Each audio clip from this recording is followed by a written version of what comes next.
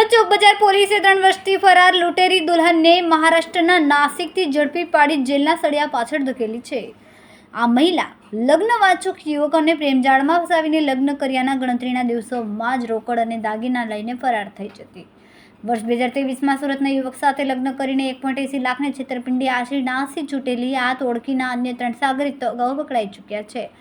લાંબા સમયથી પોલીસને થાપ આપતી મુખ્ય આરોપી કવિતા વાઘને આખરે પોલીસે દબોચી લઈને આગળની કાયદેસરની કાર્યવાહી હાથ ધરી છે।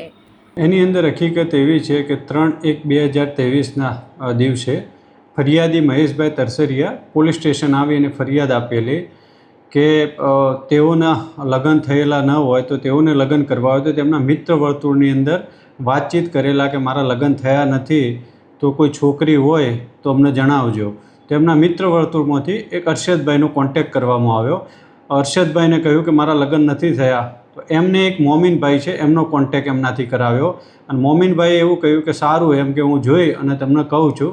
પછી એમને થોડા દિવસો પછી કોન્ટેક્ટ કર્યો જ્યાં ફરિયાદી મહેશભાઈ છે એમનો અને એમને કહ્યું કે એક છોકરી મહારાષ્ટ્રની છે એની સાથે તમારે લગ્ન કરવા છે તો ફરિયાદીએ કહ્યું કે આ લગ્ન કરવા છે તો એના ફોટા મોકલ્યા। ફોટા જોયા કે બરાબર છે તો એની મુલાકાત અમદાવાદ ખાતે ત્યાં ગોઠવેલી।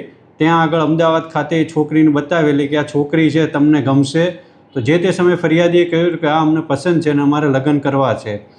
પછી થોડા દિવસ પછી અમે તમારા ઘરે ત્યાં આવીશું એમ। થોડો સમય ગયો એના પછી 2022ની અંદર તે એના જે અહીંયા છે કતારગામ વિસ્તારની અંદર ફરિયાદીના ઘરે જે આ છોકરી છે છોકરી એની સાથે બીજા 3 દલાલો રાજુ ગણેશ અને મોમીન 3 જણ આવેલા।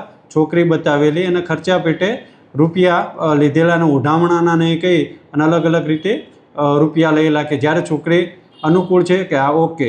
એના પછી થોડા સમય પછી એ છોકરીને મૂકવા માટે આવેલા કે આ છોકરી છે તમે અહીંયા રાખો અને લગ્ન થઈ ગયા છે અને એ રીતેના ટોટલ 1,80,500 રૂપિયા કેશ તથા દાગીના સાડી અને કમિશન પેટે 1,80,500 રૂપિયા જે તે સમયે ફરિયાદી પાસેથી લીધેલા।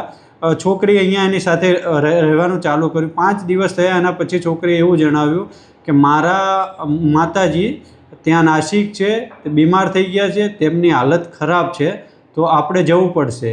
તો ફરિયાદી અને જે છોકરી જેની સાથે લગ્ન કર્યા છે પત્ની એ અહીંયાથી નાસિક સુરતથી બસમાં બેસી નાસિક જાય છે। નાસિક જઈ અને છોકરી ઉતરે છે કે મારા કપડાં છે હું ચેન્જ કરી અને આવું છું।